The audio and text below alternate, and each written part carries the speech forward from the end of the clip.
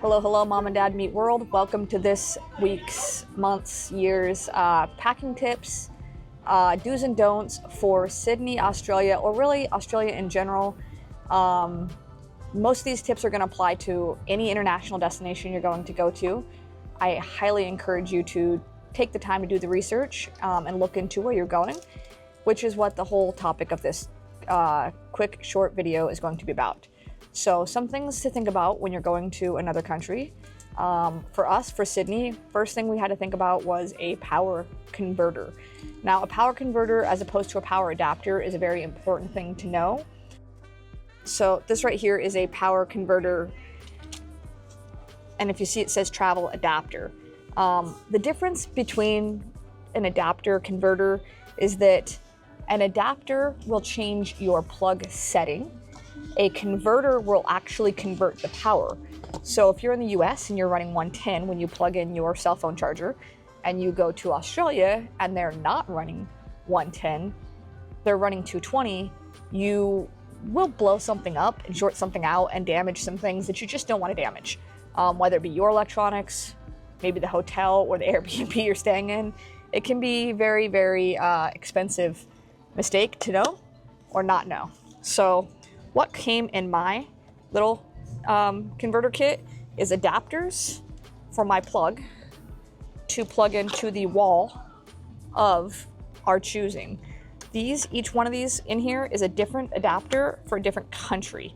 So there's a manual here that comes with this that shows me which one. You'll obviously pretty much be able to tell when you plug it in which one it should go to, but it allows me to plug my devices into the front like normal 110 here in the US, and then everything else went to the 220 in Sydney. So this little power converter was really inexpensive. I bought it on Amazon, and I actually bought two of them. It charged my iPad, it charged my cell phone, and it charged my MacBook, as well as my portable battery pack for my camera that's actually being recorded right here. So it gave me options and choices to where I didn't feel like I was desperate to have power while I was going out places. So that's something that you're going to want to make sure you have. Something else that you want to consider when you travel to another country, especially Australia, but this is even true for anywhere that has a large body of water that might have a reef, is reef safe sunscreen, or know what the sunscreen practices are in that country. Australia, everywhere you go in the country, like there's these little QR codes on restaurant tables that say get your annual sun cancer screening. So they're very, very much so up on wear a sunscreen, wear a UPF shirt, wear a UPF hat, but also don't go in the water and contaminate the water with something that's going to hurt the coral reef and the wildlife fish habitat that you may want to snorkel or swim with. So just be aware. When you go to Hawaii, same thing. Sun hats, UPF gear, highly encourage those. It's just a base staple. We went to our REI outlet and got some stuff. We also had started shopping early, so we found some stuff at like Columbia. We found some stuff at various different stores. I would say try stuff on, make sure you fit, make sure you like it. You can get everything from sun sleeves that literally they come over from your wrist, thumb up to your arm, or you can get lightweight UPF jackets. All my swimwear was UPF, had a floppy sun hat. You can get ball caps, anything that fits and adjusts to your style. Just go be safe. The last thing you want to do is be sick because you have a sunburn and you didn't protect yourself, and just makes your vacation absolutely unpleasant. Sunglasses, tips and tricks. Sunglasses, maybe pack a pair or two. Also with sunglasses, and I don't have them here with me because they're on my inexpensive pair that's still in my travel luggage. But I went to the Dollar Tree and got the little sunglass holders that went over my sunglasses so that I could wear them around my neck while I was hiking, so that I wasn't putting them up in my hair, because depending on the type of sunglasses you use, and these are a prime example with my Ray-Bans, is these ones actually have nose pieces, and so if you have nose pieces on your sunglasses versus just like a solid one-piece plastic, and your hair is in a ponytail, but you have longer hair, it will snag when you put your hair up. So having the ability to not snag your glasses and or just drop them off of a cliff while you're hiking, highly encourage that. That's definitely a must-do with your UPF, is just sunglasses. It's gonna sound silly, but buy the squirrel, I mean buy the water. Stay hydrated when you travel. You should be drinking like 64 ounces of water a day, roughly 6 to 8 cups of water a day. But when you travel, most people don't realize that they get dehydrated being on airplanes, changing time zones, just get in a hurry. And nobody wants to spend that dreaded $2, $3, $4, $5 on a bottle of water. But we all don't think about it when we buy maybe a soda, maybe we buy a beverage, an adult beverage, whatever. Just buy bottles of water, you guys, and stay hydrated when you go to places. Additionally, if you don't know whether the water is safe to drink, if you're buying bottled water, you know that it's safe to drink. So you're not likely to pick up any kind of stomach bugs or contaminants. For Australia, the water was absolutely safe to drink, but we just bought the bottled water out everywhere because when you're hiking as much as we did, you definitely want to do that and stay hydrated. You're gonna need a visa and a passport to get in and out of the country because it's not your home country, at least it's not for me. That's why it's travel tips and tricks. With a passport, a money belt. There's different kinds of money belts. This one goes around your waist. It was just inexpensive. It was RFID blocking, so my stuff couldn't be scanned and stolen as far as like tap thieves who try to steal your identity information.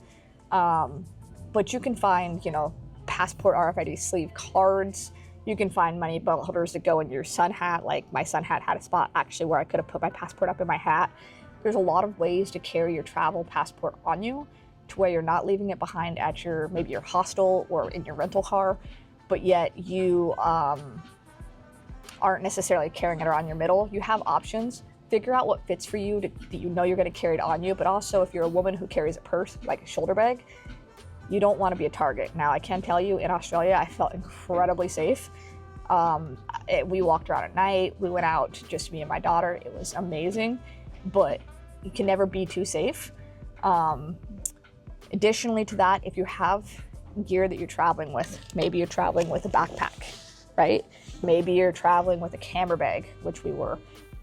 So one of many other things to consider is having an AirTag with you. I'm an Apple user, so get a 4-pack or an 8-pack or wherever you're gonna put your secure stuff, maybe in your backpack, maybe your camera bag, maybe in your purse, maybe in your check luggage while it's traveling internationally and it leaves your person, so you know where your bag is at and then it made it from the airport that you left it at to the airport you're going to.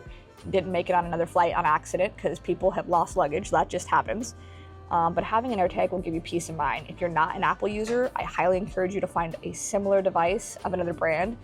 I know they're out there. I don't know what they're called, but I know that this type of technology is not solely exclusive to Apple, and I can't tell you enough how much peace of mind it gave us on our trip. Specifically for going to Sydney and to Australia in general, is they are very particular about their customs forms when you're coming into the country. As you're flying into the country and you're landing, they have like 5 announcements, no joke, in the hour leading up to your flight landing as they hand out this thing. And one of the things that they're talking about is hiking shoes. Are the hiking shoes, if you're going to be doing any hiking whatsoever, are the soles of your shoes clean, free of any debris, any add-ons? Basically, if you're not sure, just say, yes, I'm bringing hiking shoes into the country. It's better to be honest and integrous and have them inspect them and tell you to go clean them off in the bathroom than you say, no, I'm not bringing hiking shoes to the country. And with that, then, have customs go through your stuff and make it look like you're lying or trying to hide something. We were going hiking, but we had brought brand new shoes, but we did still declare them. The custom agents asked us, like 3 questions, like had we worn them in any kind of outdoor hiking environments. They're trying to keep cross-contamination down with their native environments from any other places in the world you might have hiked. So it's just to protect their local wildlife and their local scenery from cross-contamination.